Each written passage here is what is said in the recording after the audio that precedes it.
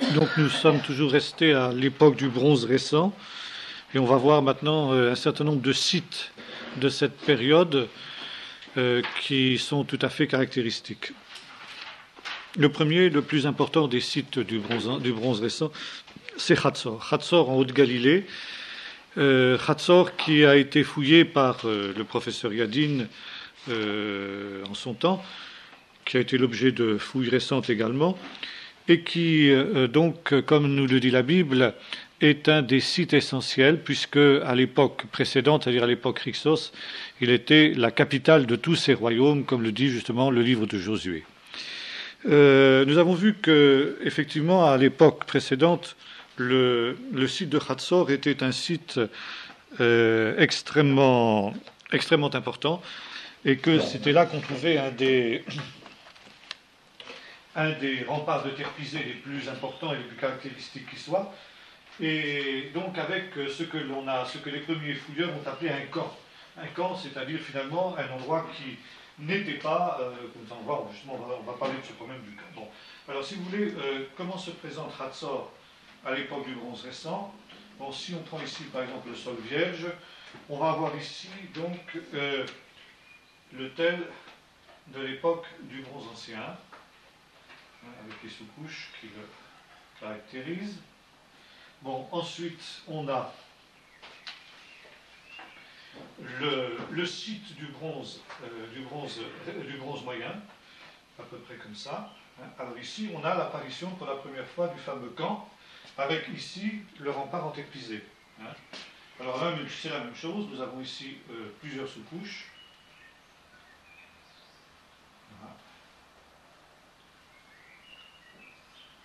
Voilà.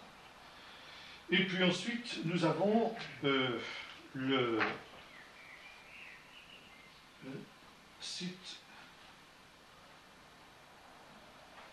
du bronze récent. Et là, nous allons avoir trois sous-couches.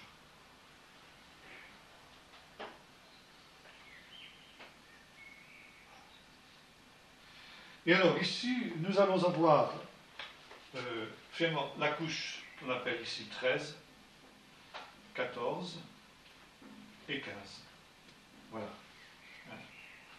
13, 14, 15. 15 ici, voilà. Bon.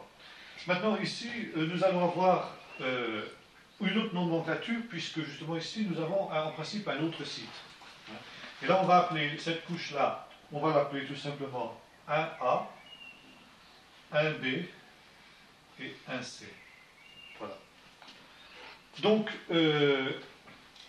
en principe, d'après les premiers fouilleurs, nous avons ici donc le tel, la ville, et ici un camp pour les chevaux, puisque donc on a vu que les Hyksos étaient les premiers qui avaient introduit le cheval dans le pays d'Israël.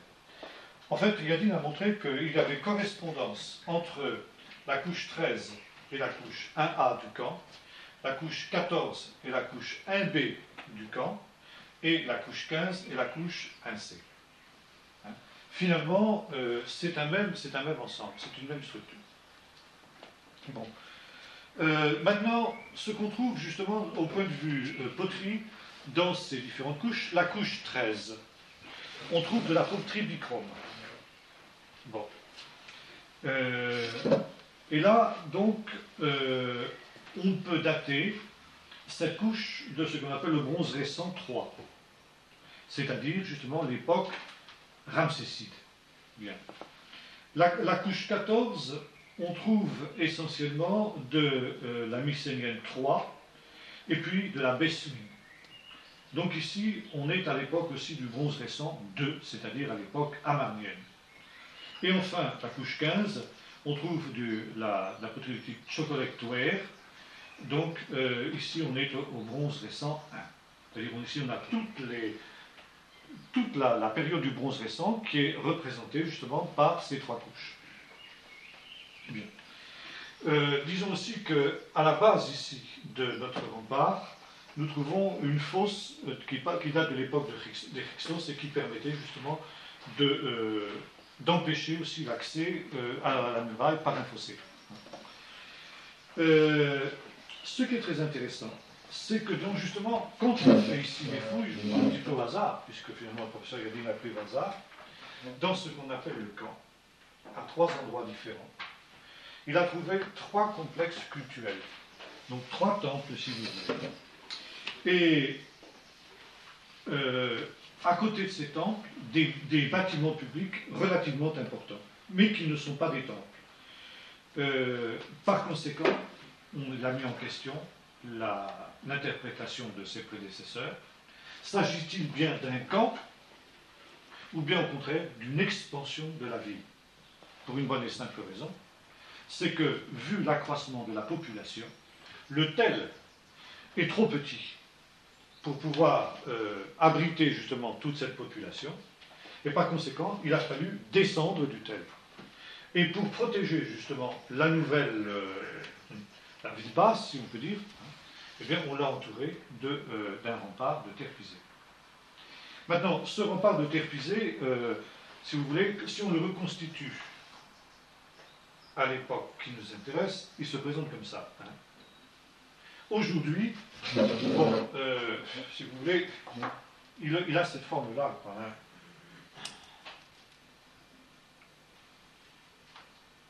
Pourquoi? Parce que c'est le résultat d'érosion. Il y a à la fois, si vous voulez, le sommet du rempart qui est éliminé, et en même temps, si vous voulez, tout ça, ça s'effondre. Donc, au lieu d'avoir une pente beaucoup plus abrupte qu'à l'époque, il a une pente ici beaucoup plus douce. Voilà. Alors, la conclusion de Yadin, c'est qu'en fait, ce camp, entre guillemets, n'est rien d'autre qu'une expansion de la ville. Bien. Ce qui est très intéressant, c'est aussi de noter que ces bâtiments qui vont être retrouvés vont être utilisés sans changement dans les objets. Justement, ça veut dire que l'on a affaire, pour les 3 couches, à une même civilisation.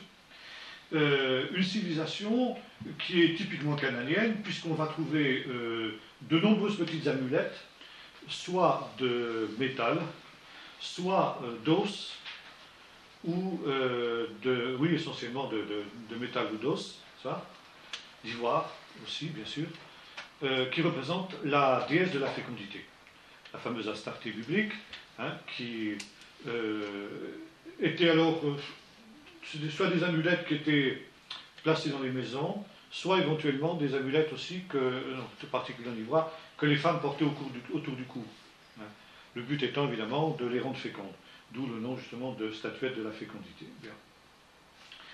Alors, voyons justement maintenant les 3 temples qui ont été découverts par le professeur Yadin. Le premier temple est un petit temple qui a... Est-ce que je vais vérifier là? Je peux effacer là, vous avez écrit? Oui.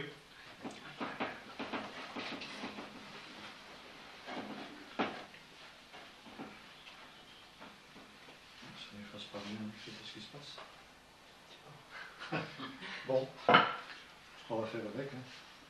Alors, le petit temple présente comme ça. Ici, vous avez le Saint des Saints. Hein. Voilà, grosso modo.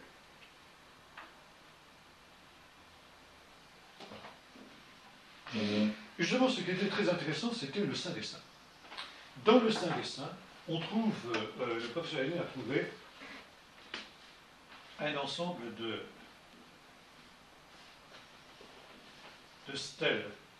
Une stèle, c'est une pierre, si vous voulez, ça c'est vu dessus. Hein. C'est longtemps qu'on n'arrive pas à effacer. On va le faire.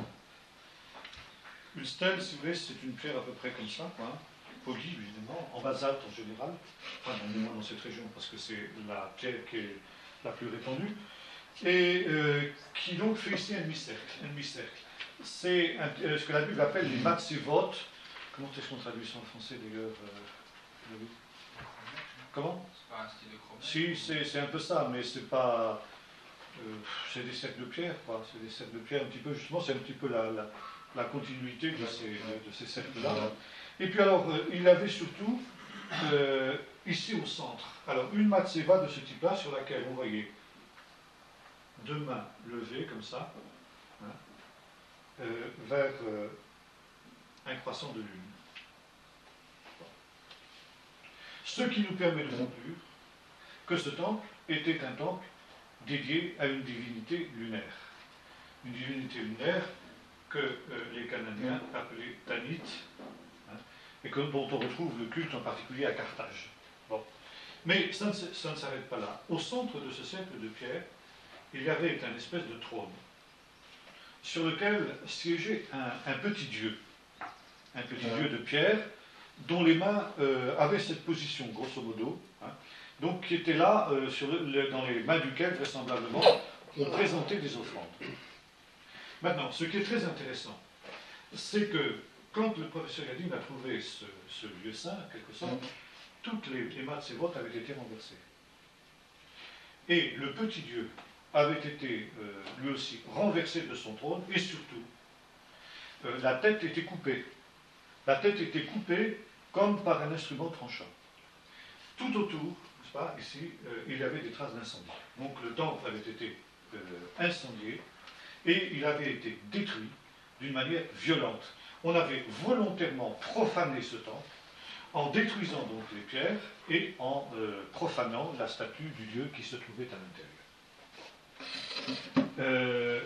Quels étaient justement ceux qui étaient susceptibles d'accomplir une pareil acte? Bon, quand nous lisons le livre de Josué, nous nous rendons compte que Hatzor a été l'objet d'une campagne particulière de Josué, et qu'à la suite de la prise de la ville a été rasée, et le temple, les temples, les divinités locales ont été donc profanées.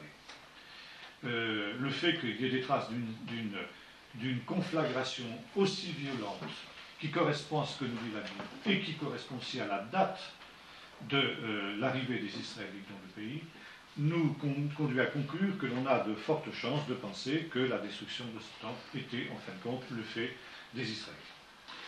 Toujours dans le temple de ce petit temple-là, on a retrouvé alors deux autres objets tout à fait intéressants. Le premier, un objet, une pierre sur laquelle il y avait à peu près ce symbole. Ce symbole qui est aussi un symbole lunaire dans les cultes cananéens. Ce qui nous confirme dans l'idée justement que ce temple était un temple lunaire. Autre objet qu'on a retrouvé aussi, alors une représentation, deux représentations très exactement, d'un foie d'animal.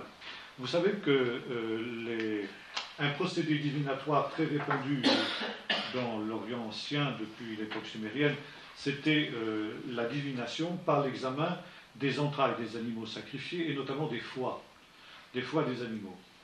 Et on trouve sur les deux foies que l'on a trouvés, qui sont en terre cuite, des inscriptions cunéiformes, qui sont là justement des indications pour les prêtres qui sont chargés justement de donner les oracles, à partir justement de l'examen des foies des animaux sacrifiés. Si le foie se présente comme ci, comme ça, ça veut dire ceci, ça veut dire cela, etc. Donc, si vous voulez, c'est un code qui a été dans ce temple à la disposition des prêtres, justement, qui avaient pour charge de donner des augures à partir de l'examen de ces animaux. Bien. À quelque distance de ce petit temple, on a trouvé alors un autre temple beaucoup plus important.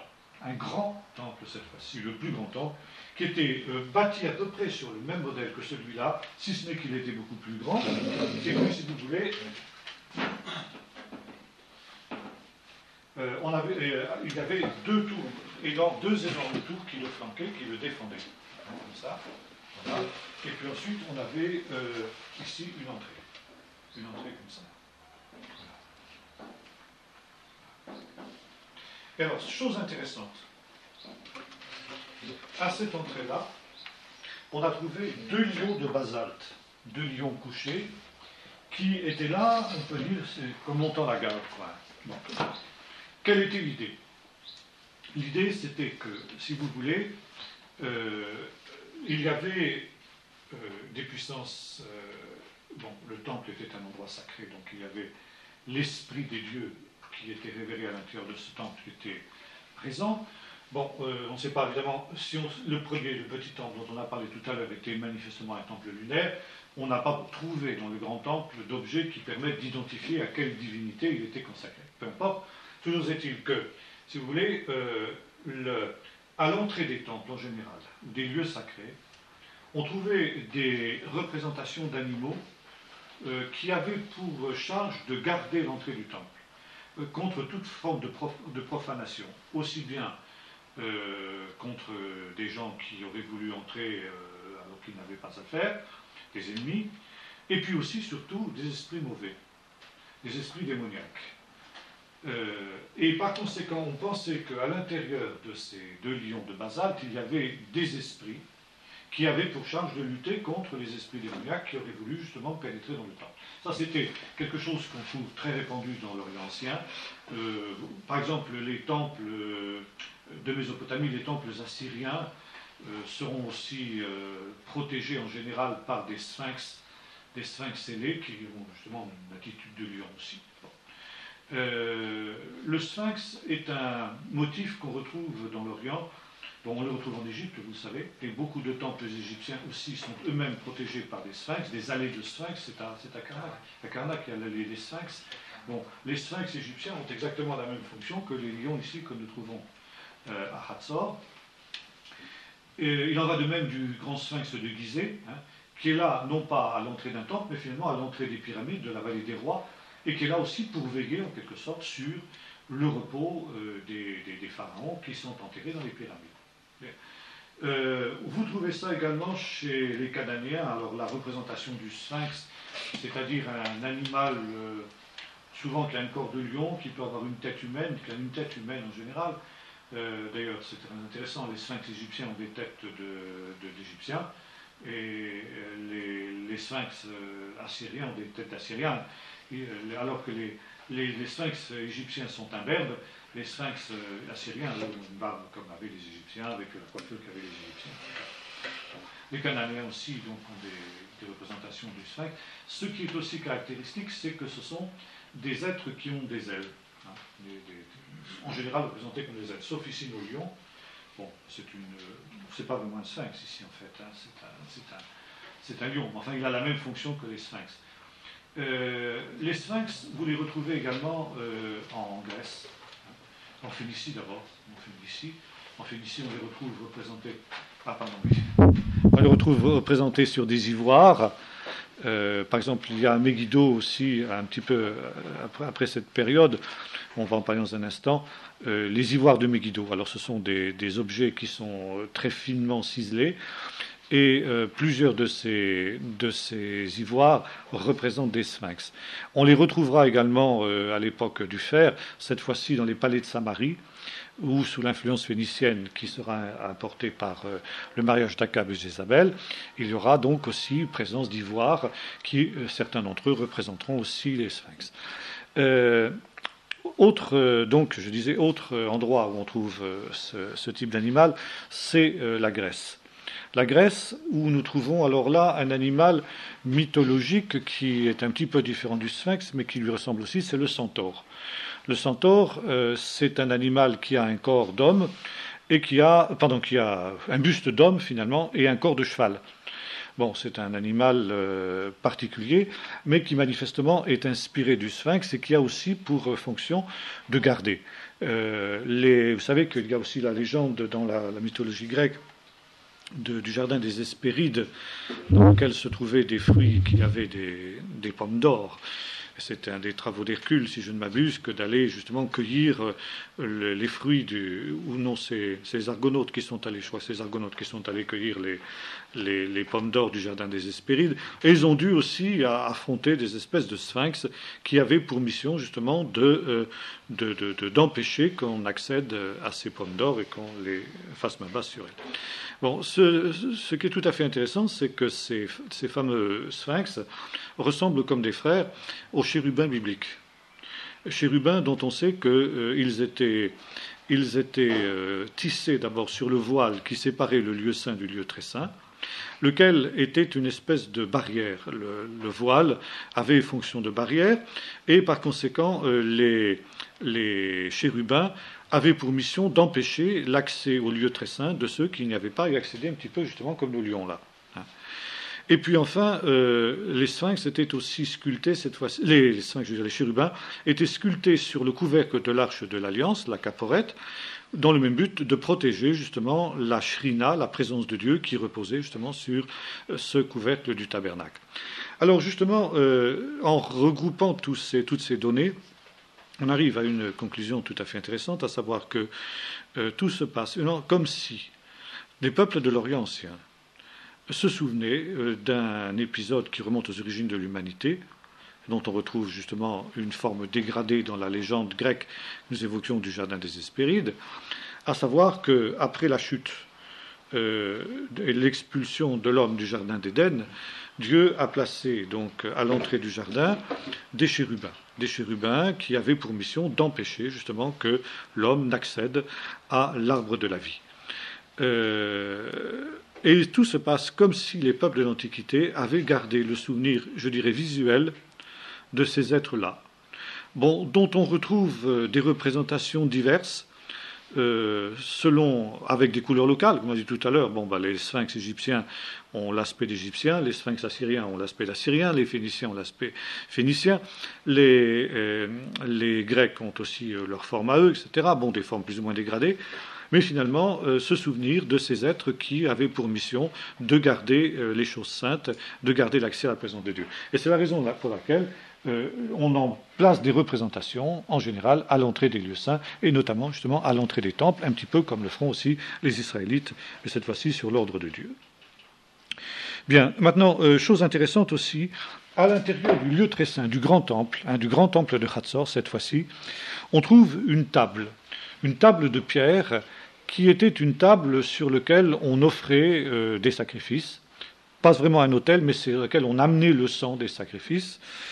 Et là, comme dans le petit temple, cette table sainte, table comme il y en avait d'ailleurs aussi dans le lieu saint du temple de Jérusalem, cette table-là a été renversée volontairement, c'est-à-dire volontairement profanée.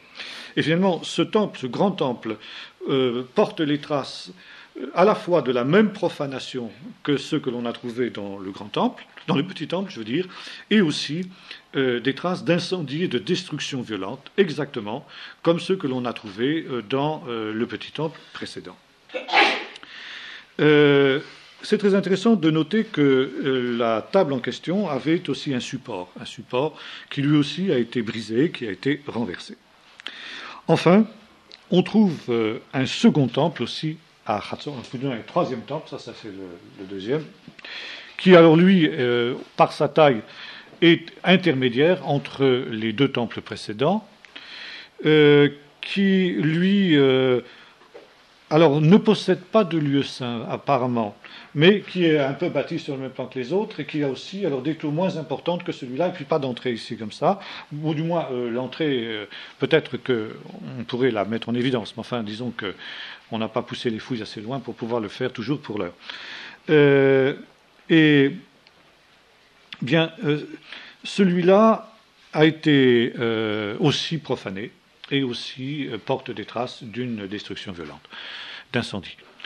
Par conséquent, nous voyons ici que les Israélites, quand ils sont entrés dans le pays promis, ont mené l'ordre de Dieu à la lettre, qui était justement de détruire notamment les temples des idoles, de les profaner, de les incendier, de ne laisser absolument pas les idoles des Cananéens subsister. Ça a été parfaitement réalisé en ce qui concerne Hatzor. Bien sûr, des archéologues modernes et nouveaux archéologues tels que Finkelstein ont mis en doute le fait que ces destructions soient l'œuvre des Israélites. La raison, le motif essentiel qu'ils invoquent est que les fortifications de Hatzor étaient trop importantes pour qu'un peuple aussi primitif, en quelque sorte, que ne l'était le peuple d'Israël, puisse en venir à bout. Si Hatzor, à l'époque du bronze récent, avait connu un certain déclin à tous égards, et notamment sur le plan démographique, ça veut dire que si on estime que la ville de Hatzor avec le camp, donc la fois le tel et le camp, faisait à peu près à l'époque Chrysos, pouvait permettre d'abriter une population d'environ 40 000 personnes, ce qui est évidemment considérable pour l'époque. à l'époque ici du bronze récent, c'est-à-dire à l'époque de Josué, la population était vraisemblablement tombée de moitié. Ça veut dire qu'il n'y avait plus que 20 000 habitants à Hatzor. Bon, c'est quand même beaucoup. C'est quand même beaucoup pour l'époque. Hein. Et donc Finkelstein et les nouveaux archéologues pensent que c'était hors de question pour les Israélites de prendre une ville aussi puissamment fortifiée et aussi importante que celle-là. Et il ajoute, il a la naïveté, si j'ose dire, d'ajouter ceci, il aurait alors fallu un miracle. Bon, ben justement, c'est exactement ce qui s'est produit. Hein, c'est exactement ce que la Bible nous dit. Effectivement, miracle, il y a eu cet épisode où les grandes pierres sont tombées du ciel, etc., pour écraser les ennemis, et le miracle, donc, a véritablement eu lieu. Deuxième site qu'il nous faut envisager maintenant, c'est le site de Lachish. Lachish, au pied des montagnes, dans le sud de la montagne de Juda, où, finalement, on a du mal à trouver des traces de l'époque du bronze récent. Bon, nous savons par la Bible que Lachish est une des places fortes qui a été prise par Josué dans la conflagration qu'il a opposée à la coalition qui était menée justement par le roi de Jérusalem, et que par conséquent cette ville a été prise par les Israélites. Bon, on a du mal, je vous disais tout à l'heure, à trouver des traces de l'époque du bronze récent, et on a trouvé finalement simplement des traces du bronze moyen de l'époque Hyksos, donc l'époque précédente, à l'extérieur du tel, qui est un tel relativement important, dans un espèce de fossé. Et là, justement, dans le remblai de ce fossé, on a trouvé des objets qui datent justement de l'époque du bronze récent, ce qui prouve bien que la ville était occupée à l'époque du bronze récent. À côté justement de ce fossé, on a découvert les restes d'un temple. Ou plus exactement, il y a 3 temples qui sont empilés les uns au-dessus des autres. Ça veut dire 3 temples qui se sont succédés chronologiquement. Le premier temple daterait on l'a daté à peu près de 1480 à 1420. Le deuxième temple de 1420 à 1335. Et le temple supérieur, donc le premier, c'est celui qui est le plus bas, bien sûr, le temple supérieur, 1325 à 1260. Bien, ces temples, plus on avance dans le temps, plus ils sont sophistiqués, si je veux dire, plus ils sont perfectionnés.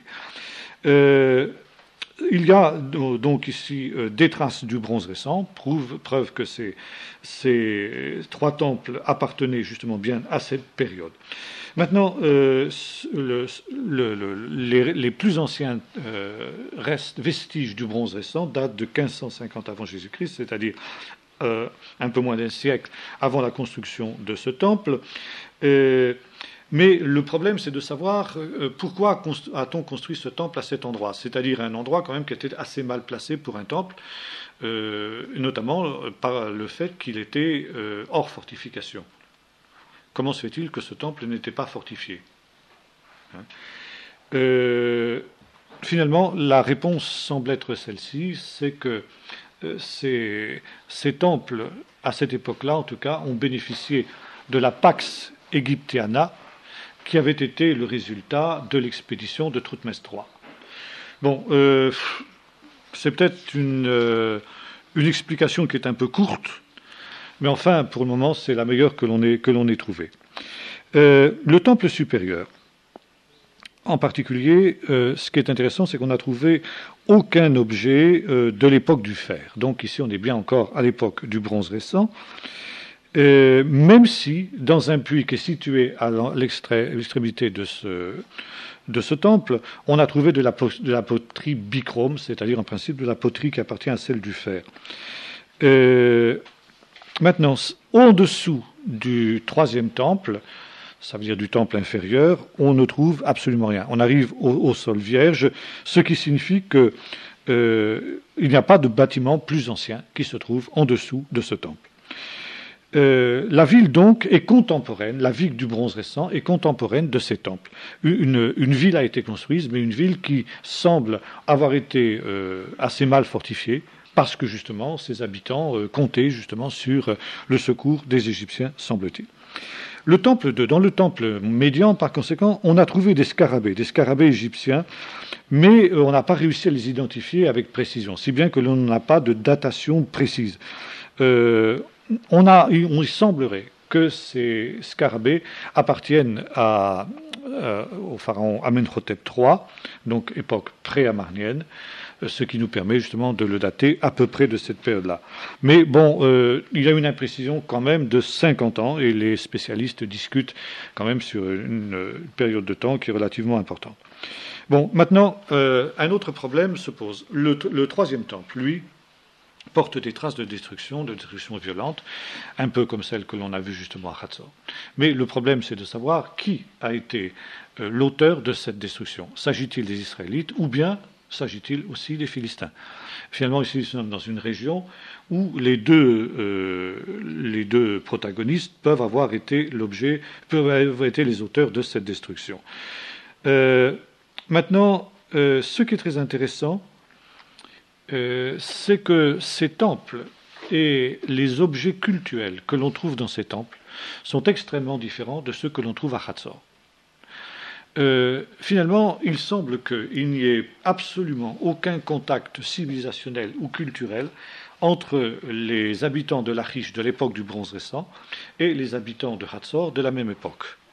Comme si on avait affaire finalement à deux peuples entièrement différents, deux peuples qui avaient des religions différentes, qui adoraient des divinités différentes et qui finalement ne se mêlaient pas. C'est vrai aussi pour ce qui concerne les habitations privées. Les habitations privées de Hatzor et celles de Lachish sont extrêmement différentes. Encore une fois, nous avons ici affaire à des peuples différents qui ont des religions différentes.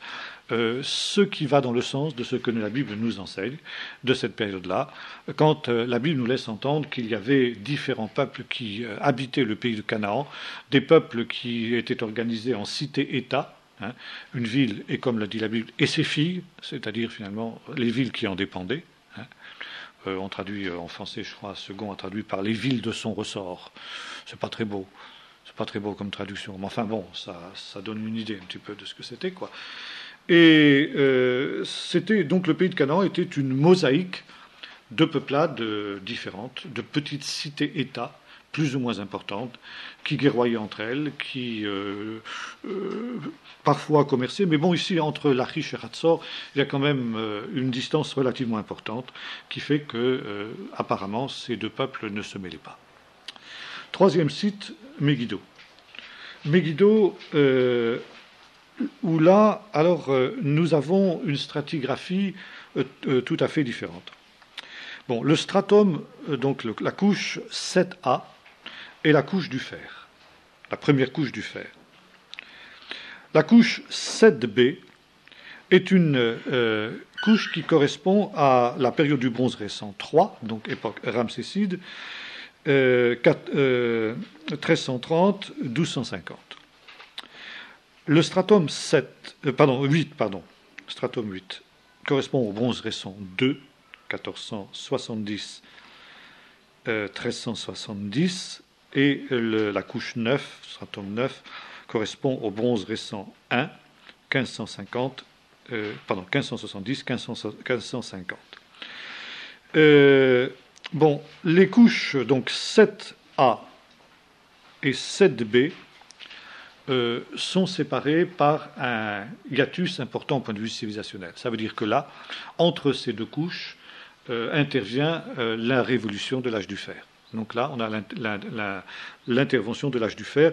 La différence passe entre ces deux couches-là. Mais ce qui est très intéressant, c'est que contrairement à ce qu'on trouve, par exemple, à Lachish ou à Hatzor, où il y a vraiment une interruption nette, ça veut dire que tout ce qui est poterie, enfin l'essentiel de ce qui est poterie, de ce qui est bâtiment, de ce qui est céramique, de ce qui est objet culturel, s'interrompt brusquement, et la couche suivante, c'est-à-dire la couche du fer, la première couche du fer, voit apparaître des objets entièrement nouveaux. Donc là, on a affaire à une civilisation tout à fait nouvelle.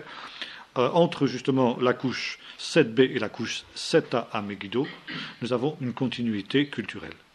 C'est-à-dire nous avons les mêmes types de poterie, nous avons le même type d'armes, nous avons le même type de bâtiments, nous avons le même type d'architecture, etc.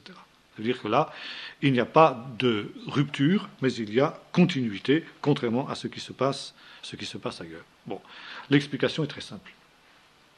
C'est que, contrairement aux deux sites que nous avons examinés, le site de Megiddo n'a pas été conquis par les Israélites. Megiddo est une ville, selon ce que nous lisons dans le livre de Josué, qui appartient au pays qui reste à conquérir. Ce pays que Josué reproche aux Israélites de ne pas avoir conquis, jusqu'à quand négligerez-vous de vous emparer du pays que je vous ai promis. Par conséquent, c'est la même culture qui va se poursuivre à cette période-là, avec évidemment des éléments nouveaux, des éléments qui vont s'ajouter. Ça veut dire qu'il va y avoir continuité de ce qu'on trouve à l'âge du bronze, mais aussi apparition évidemment de des nouvelles données qui sont celles de l'âge nouveau qui vient ainsi de commencer.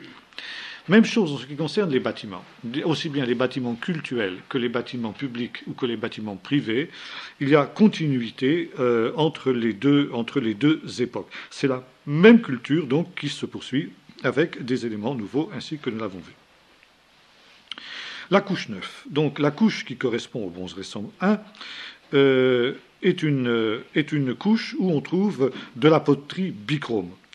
Là, nous avons à faire vraisemblablement à la couche qui est contemporaine de celle de Thutmès III. La destruction qui marque la fin de cette période est vraisemblablement l'objet de l'action de Thutmès III, telle qu'on le trouve décrit dans ses annales au moment de la fameuse bataille de Megiddo.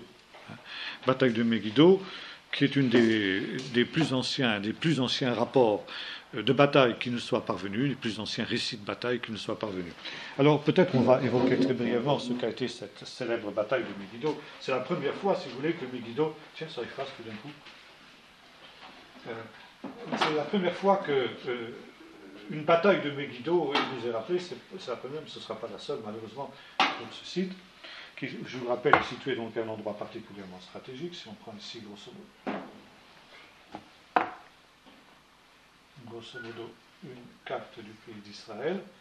Hein, nous avons donc ici, ça va être fait en bleu quand même, voilà, ici, le Jourdain, ici la mer Morte, grosso modo. Hein. Et donc, vous avez ici ce qu'on appelle la route de la mer. La route de la mer qui longe la côte, voilà, jusqu'ici, et qui part ensuite en direction de la Phénicie. Bon. Or, ici, vous avez un massif montagneux, le massif du Carmel. Quel massif? Alors, vous avez ici les collines, vous avez les montagnes de Haute-Galilée, et ici, vous avez la montagne de Samarie, qui se prolonge ici par la montagne de Juda, puis les montagnes du Negev. Donc ici, la chaîne de montagnes centrale. Bon. Or, si vous voulez, entre le massif du Carmel et les montagnes de Samarie, vous avez ici une passe assez étroite, en tout cas qui était très étroite à cette période-là, et qui débouche ici dans la vallée d'Israël. Et là, vous avez donc deux possibilités. Ou vous rejoignez la route ici qui descend de la vallée du Jourdain, et qui monte ici comme ça, ou alors carrément, vous passez ici au pied des montagnes, et ici, vous passez le Jourdain au pont des filles de Jacob, le Golan, Damas et la Mésopotamie. Donc, route essentielle. La grande route internationale de l'Antiquité, on appelle la Via Maris, la route de la mer, qui est d'ailleurs encore aujourd'hui une route essentielle, parce que ça n'a pas changé, la topographie n'a pas changé. Bon. Alors, alors, vous avez une troisième route possible aussi ici. C'est une route qui passe derrière ici la ville de Jenin actuelle, qui s'appelait Dothan à l'époque, et qui débouche ici donc dans la vallée du Jourdain, grosso modo. Hein, la route de Dothan. Bon, c'est là que Joseph a rencontré ses frères en particulier. Alors, ici, vous avez la place de Megiddo. Ça veut dire à l'endroit où la route directe, la route qu'on appelle le Wadi Hara, débouche dans la vallée d'Israël. C'est pourquoi Megiddo occupe une position stratégique, essentielle, parce qu'elle contrôle cette route internationale qui va d'Égypte en Mésopotamie. Là, il vous suffit de bloquer cette passe et vous bloquez justement tout le trafic possible sur cette route. C'est pourquoi, justement, encore une fois, Megiddo, vous trouvez ça à l'époque de la bataille de Josias contre Nécho, vous trouvez ça jusqu'à l'époque moderne, la bataille, de Lord Allenby quand il a défait les Turcs pour pouvoir justement ensuite continuer sa progression sur Damas. Il y avait d'ailleurs un général Chauvel qui était à ses côtés, son adjoint. N'est-ce pas? Tu le savais? Ah, bravo. Et donc, bon. Alors ici, donc, nous sommes au XVe siècle, c'est le pharaon Thoutmès III qui vient donc ici mater une révolte des cités-États de Galilée en particulier. Bon. Et les mutins se sont emparés, bien sûr, de Megiddo. Et voici maintenant ici notre pharaon qui est arrivé à cet endroit, à l'endroit où les trois rameaux de la route de la mer se séparent. Il va devoir choisir une route pour pouvoir attaquer. La route directe, évidemment, elle a le gros avantage d'être directe. Elle a un autre désavantage, c'est qu'elle est très étroite. Et dans certains endroits, 2 chevaux à la sortie du défilé. À cette époque-là, aujourd'hui, bien sûr, on a fait une route qui est beaucoup plus large. C'est toujours la même, d'ailleurs. Les 2 chevaux ne peuvent pas passer de front. Alors, vous comprenez, pour ici, un ennemi qui contrôle la place de Megiddo, il suffit de poster ici des embuscades à la sortie du défilé, et puis de cueillir les cavaliers au fur et à mesure où ils sortent. Et bon, évidemment, leur faire un mauvais sort. Et là, le nombre de l'armée de Pharaon ne joue plus, parce qu'on les cueille les uns après les autres. Alors, le Pharaon rassemble son conseil de guerre, ses généraux, et il dit quelle route nous allons prendre. Alors, tous ces généraux disent surtout pas la route centrale, évidemment. Alors, certains proposent de passer ici par la route ouest, ou l'autre de passer par la route de Dothan. Bon. Le pharaon écoute ses conseillers, et puis il fait ce que tout stratège avisé doit faire. Il se met dans la peau de l'ennemi. Et il se dit, si j'étais l'ennemi, qu'est-ce que je ferais? Comment je raisonnerais? Là, c'est de la haute stratégie. Il dit, si j'étais l'ennemi, je me dirais, jamais le pharaon ne sera assez fou pour venir donner tête baissée dans ce piège. Donc on est à peu près sûr que le pharaon ne va pas passer par cette route. Et si j'étais l'ennemi, qu'est-ce que je ferais? Je diviserais mes troupes en 2. Je mettrais une partie de mes troupes au débouché ici de la route de l'ouest, et je mettrais une partie de mes troupes au débouché de l'autre route. Voilà ce que je ferais, il dit, si j'étais le général cananéen. Donc je tente le coup, je passe par la route centrale. Ces généraux disent, mais t'es fou, mon pauvre. Enfin, ils ne disent pas comme ça, parce que ça ne parlait pas comme ça au pharaon, mais c'est exactement ce que ça veut dire. Ah, vous avez peur? Eh bien, je passe le premier. Je vais demander à Chirac de faire ça quand il va à la tête de ces troupes. Les rois à cette époque-là, ils n'avaient pas froid aux yeux. Et voilà, donc, toute l'armée le suit, tremblant dans leurs pantalons, parce que là, c'est le qui tout double. Et, bien lui en prie, le pharaon avait vu juste. Il est le premier à déboucher à l'extrémité du Wadi Hara, pas un chat. Pas un chat. Les Cananéens sont aux 2 extrémités.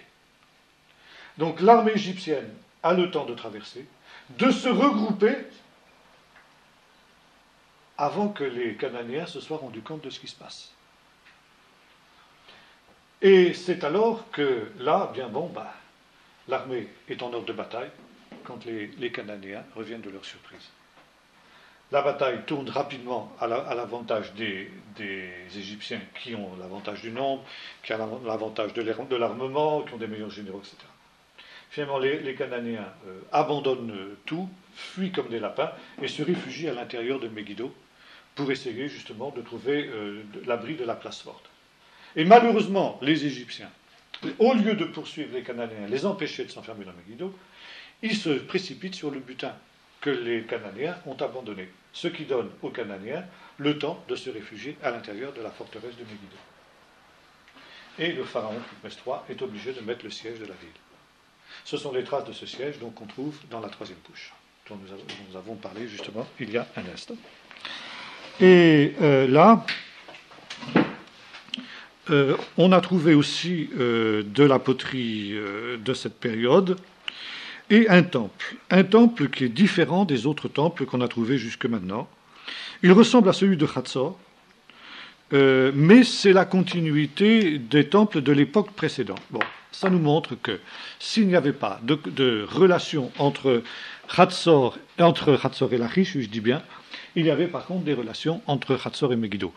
Ce qui est vraisemblable dans la mesure où, d'abord, géographiquement, ces deux villes étaient moins éloignées que ne l'étaient Hatzor et Lachish, et deuxièmement, parce que ces deux villes occupaient aussi des fonctions et des places stratégiques extrêmement importantes. Bon. On a trouvé également aussi, alors, à côté de la porte, alors, voici, c'est le rempart cananéen. Vous voyez quand même ce gribouillis là, c'est embêtant, il faudrait qu'on trouve un procédé. Je pense que c'est au bout d'un temps il doit sécher, c'est une histoire de séchage. Mais peut-être que la brosse aussi n'est pas en bon état. Enfin, je change oui, c'est embêtant, on ne voit pas très bien là. Je change la brosse. Bon. Il y a, vous vous souvenez, ici, une porte à 3 étranglements. On a vu ça la dernière fois, typiquement Hyksos, pour permettre la pénétration des chars. Et pour permettre de les bloquer, si jamais ils ont des intentions hostiles, aux 3 étranglements.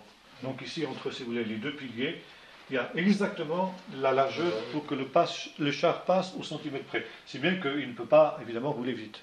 Bon. Ça correspond à la création du char. Alors ici, on a une espèce de structure assez bizarre qui ressemble un petit peu aussi, qui est construite à peu près de la même manière. Et ici, ensuite, on a ici un autre temple. Bon. Dans l'époque du bronze récent 3, donc époque ramséside, et s'agit-il d'un temple ou d'un édifice cultuel? C'est peu probable. Finalement, on a pensé que c'était beaucoup plus le palais du gouverneur militaire, de l'époque justement de Ramsès II, qui était donc en principe le gérant de la ville de Megiddo pour le compte du pharaon. On trouve dans ce palais du gouverneur de la poterie mycénienne 3B, ce qui nous donne la date donc d'environ 1230, donc l'époque ramséside. Donc, si vous voulez, le palais du gouverneur militaire était près de la porte, ce qui est normal, dans la mesure où justement la porte était l'endroit le plus menacé de la ville, celui qu'il fallait défendre en priorité. Donc le quartier général du gouverneur militaire était tout près et ça lui permettait de diriger une éventuelle bataille. Bon, c'est un palais finalement relativement modeste. Et dans le temple qui se trouve alors de l'autre côté ici, on a trouvé alors des piliers d'encens, qui servaient justement pour brûler l'encens dans le temple, et un autel des parfums, un autel sur lequel les parfums étaient brûlés. Et c'est aussi dans ce temple-là qu'on a trouvé les fameux ivoires de Megiddo dont on parlait tout à l'heure. Ce sont des espèces de, comment dirais-je, couteaux d'ivoire qui ont un usage décoratif, qui ne sont pas du tout fonctionnels, mais qui sont superbement justement sculptés et décorés. Et notamment, on peut voir sur un de ces ivoires le roi de Megiddo, recevant l'hommage de ses vassaux, de ses sujets, je ne sais pas exactement. Et notamment, on peut voir un joueur de harpe qui se présente devant le roi debout, tandis qu'un second personnage qui tient une lance et un bouclier se trouve derrière lui. Maintenant, ce qui est très intéressant de noter, c'est le trône du roi. Sur le trône du roi, justement, il y a un sphinx ailé qui est représenté. C'est justement cette fameuse représentation du sphinx dont on a parlé tout à l'heure, qu'on trouve à cet endroit-là. Maintenant, il y a aussi d'autres ivoires qu'on trouve aussi dans cet endroit-là, et notamment une boîte d'ivoire qui devait être une boîte à bijoux, certainement d'une élégante de l'époque, sur laquelle on trouve aussi, d'ailleurs, sur les quatre faces de la boîte, on trouve un chérubin ailé aussi, un sphinx ailé, un chérubin. hein. C'est certainement que les chérubins israélites, tels qu'ils sont décrits dans le livre d'Ézéchiel en particulier, ressemblaient comme un frère à ces chérubins qui sont représentés là. Là, ici, nous sommes dans une civilisation phénicienne, tyrienne et donc cananéenne, puisque c'est finalement la même civilisation. Et on sait justement que le temple de Jérusalem sera construit par un Tyrien, par l'influence justement des Tyriens. Maintenant, ce qui est très intéressant aussi, c'est qu'on trouve d'autres temples semblables, comme par exemple à Tel Beth Mirsim et à Beth Shan. Plutôt à Beth Mirsim, on trouve une stèle qui ressemble à celle de Hatzor, dont on a parlé tout à l'heure, ce qui avait ces deux mains avec le croissant de lune. Mais là, au lieu de trouver ce motif, on trouve un autre motif, celui de la déesse au serpent. La déesse au serpent, c'est un motif qui est très répandu aussi dans l'Orient ancien, soit la déesse qui brandit deux serpents dans ses mains, soit, comme c'est le cas ici, le serpent qui est entouré autour du corps de la déesse. Hein. Bon, le serpent était une divinité qui était adorée par les peuples anciens. Il était le symbole de l'immortalité, de la vie éternelle. D'ailleurs, on le retrouve ça dans le caducée aussi des médecins. Pourquoi ? Parce que le serpent change de peau. Et par conséquent, les anciens pensaient que chaque fois que le serpent changeait de peau, il mutait. Et il renaissait comme une nouvelle créature. C'est donc, si vous voulez, des naissances multiples. Et que par conséquent, le serpent était un animal qui était doué de l'immortalité par ce moyen, justement, de changer de peau. Bon, en fait, aujourd'hui, on sait qu'il n'en est rien. Mais enfin, à cette époque-là, c'est ce qu'on pensait. Et donc, le serpent était adoré comme une divinité, parfois même une divinité malfaisante, dont on essayait justement de se concilier les bienfaits. Par exemple, l'idée du serpent qui enlève à l'homme la vie éternelle, on la retrouve aussi dans l'épopée de Gilgamesh, en Babylonie. Lorsque Gilgamesh reçoit l'ordre d'Utnapishtim, le Noé babylonien, d'aller plonger dans le golfe Persique pour y cueillir la plante de la vie, et qui se trouve là justement protégé par un serpent. Le serpent empêche. Finalement, Gilgamesh parvient à tromper la vigilance du serpent, il cueille la plante de vie, mais juste au moment où il allait la ramener à terre, le serpent se ressaisit et la lui arrache, tant et si bien que Gilgamesh n'héritera pas de la vie éternelle. Bon. La déesse au serpent est donc une déesse qui est associée, à la fois c'est une déesse ambivalente. Il y a aussi, si vous voulez, la femme qui est celle par laquelle se transmet la vie, donc en relation avec le serpent, symbole de la vie éternelle. On trouve ça aussi un peu dans la Bible, n'est-ce pas ? Le fameux serment du Seigneur à Ève, le serpent, donc je mettrai une inimitié entre toi et la femme, entre sa descendance et ta descendance, tu lui blesseras le talon et elle t'écrasera la tête. Bon. Ça veut dire que finalement, la femme par laquelle la mort est entrée sera celle aussi par laquelle la vie éternelle, qui a été arrachée à l'homme par le serpent, pas de la même manière que dans l'épopée de Gilgamesh, mais par la séduction du serpent, un jour, par la femme viendra la vie éternelle, par sa descendance.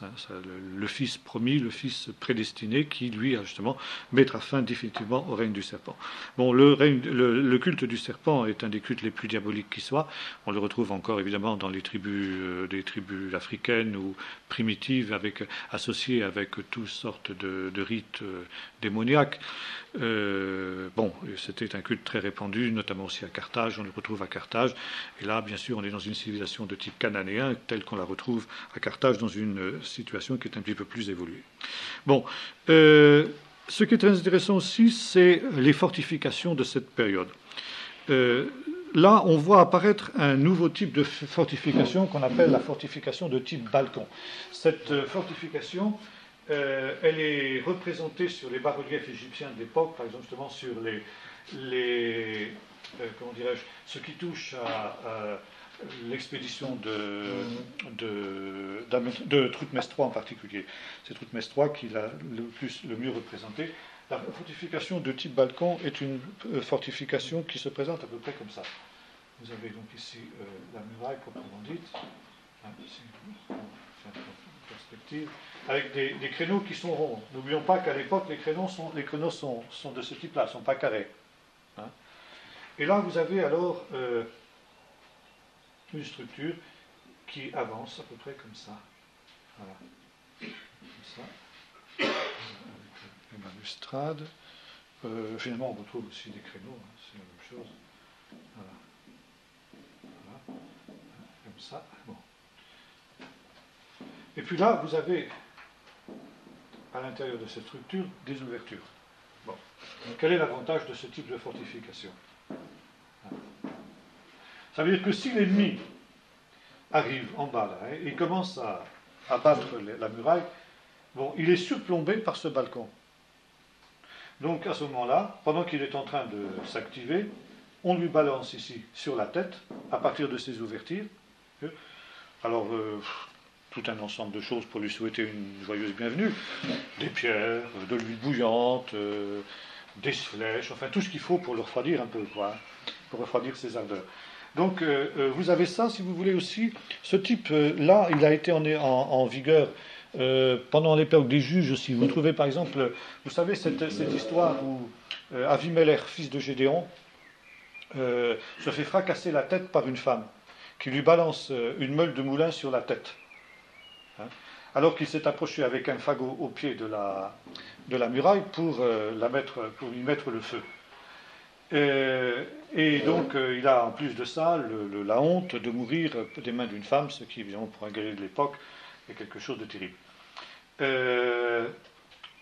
Plus tard, David fera allusion à cette affaire, justement au moment de l'épisode d'Uri le Héthien.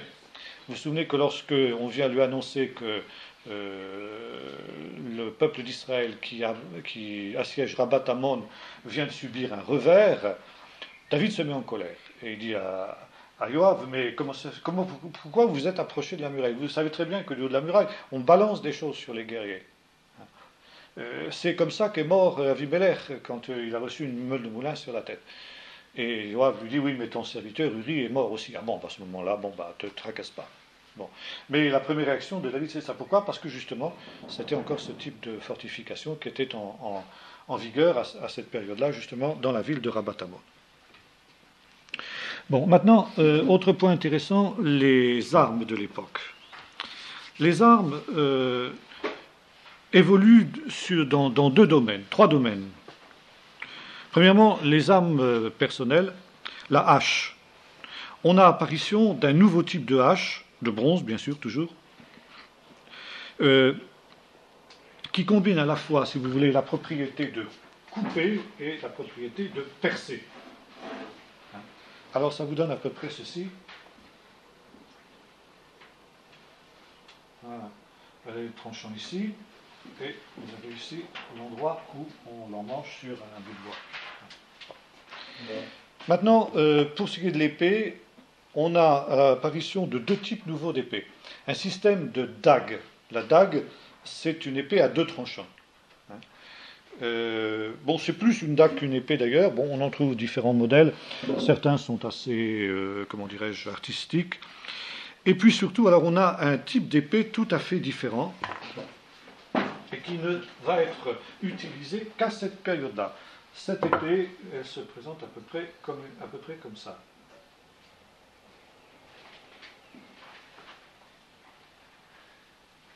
Voilà, ici on embauche. Cet endroit-là étant le tranchant. Bon. D'où l'expression biblique passer au tranchant de l'épée. Cette épée était en service à l'époque de la conquête et à l'époque des juges, et au début de la monarchie unie. Passer au tranchant de l'épée.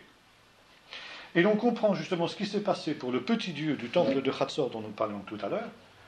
Il a reçu sur la tête un coup d'épée de ce type-là, qui lui a tranché la tête, bien qu'elle ait été de pierre, il devait avoir la tête dure, mais quand même, il n'a pas fait un pli. La puissance de cette épée était telle qu'elle lui a fait envoler la tête mieux qu'une guillotine. C'est ce type d'épée. Passer au fil de l'épée, expression que vous trouvez souvent dans la Bible, que l'on comprend quand on connaît justement le type d'épée qui était utilisé à cette période. Dernière évolution de l'armement de cette période, mais qui n'est pas un des moindres, last but not least, comme on dit en anglais, c'est le char de combat. Le char de combat qui est apparu, donc nous l'avons vu à l'époque précédente, avec les Hyksos, et qui va être ensuite adopté par les Égyptiens, il en est abondamment question dans le livre de l'Exode, et qui va être ensuite développé, sophistiqué, amélioré par les Égyptiens. Le char de combat, c'est quoi finalement? C'est une plateforme. C'est ce qu'on appellerait aujourd'hui, ce que l'armée moderne appellerait un système d'armes.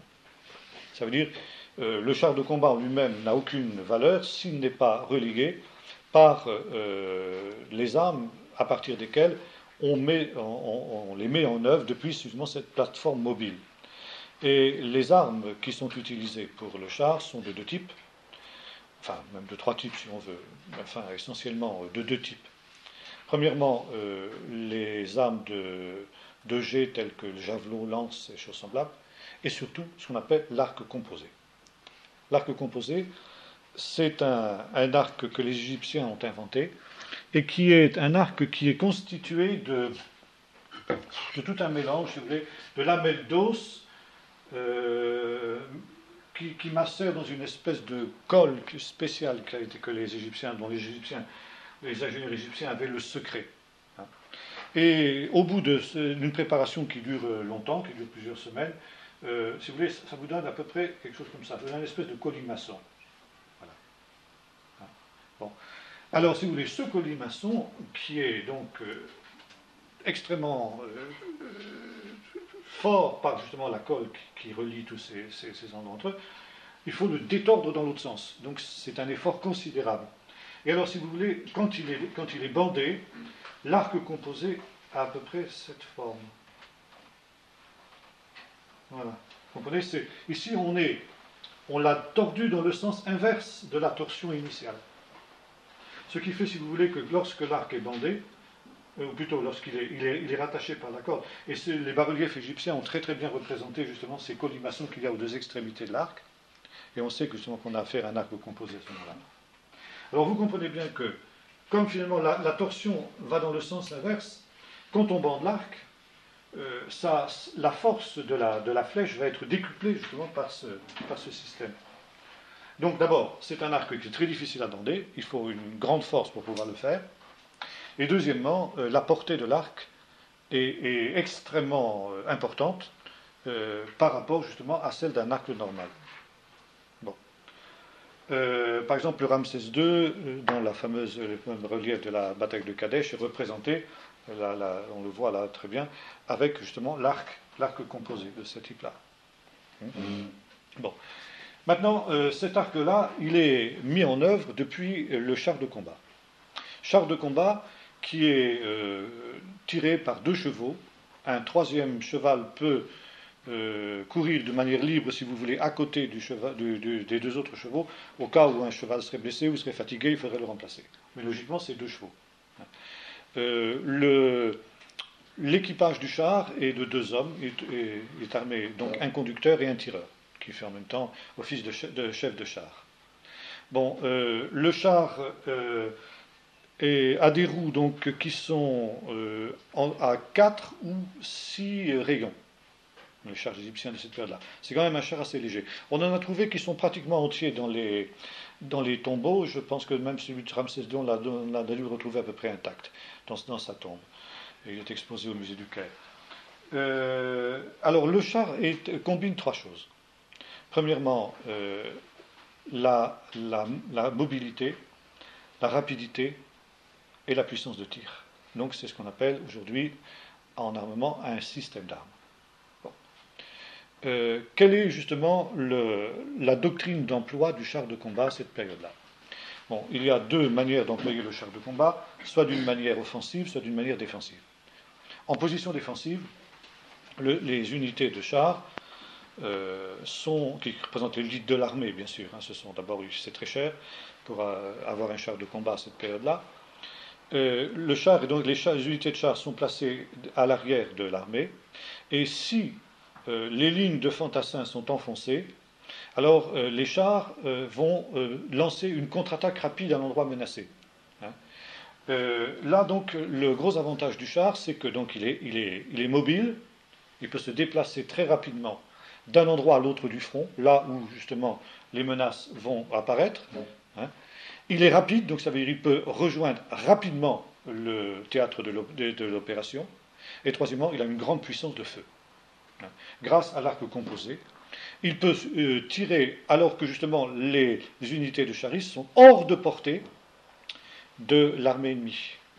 Lui, il a une plus grande portée grâce à l'arc composé. Donc, si vous voulez, il est encore hors de portée, tandis qu'il peut déjà commettre, plutôt infliger à l'ennemi des dommages considérables. Donc ça, c'est en position défensive. En position offensive, bien le char serait à peu près utilisé comme est aujourd'hui le tank, le char moderne, la version moderne du char. Ça veut dire en unités massives groupées, ce qui a été le cas par exemple sur les bords de la mer Rouge, selon le récit de l'Exode, et finalement dans des charges rapides, dans des charges qui alors, dès que les unités de chars sont à portée de tir de l'arc composé, envoient une volée de flèches sur les fantassins ennemis, qui font pleuvoir les flèches comme une pluie de rue, quoi. Et puis, lorsque le char est à moyenne portée, alors il a des espèces de sacs de chaque côté, là, c'est-à-dire les flancs du char, des sacs dans lesquels il y a des javelots et des lances. Là, donc, si vous voulez, on va utiliser cette fois-ci le javelot, les armes de jet à moyenne portée. Et enfin, n'est-ce pas, grâce à des épées de type de celles qu'on a vues tout à l'heure, épées courbées, là, comme ça, qui vont être utilisées comme les unités de cavalerie montée, ça veut dire en sabrant les fantassins, quoi. Là, donc, si vous voulez, là, les différentes manières d'utiliser le char de combat.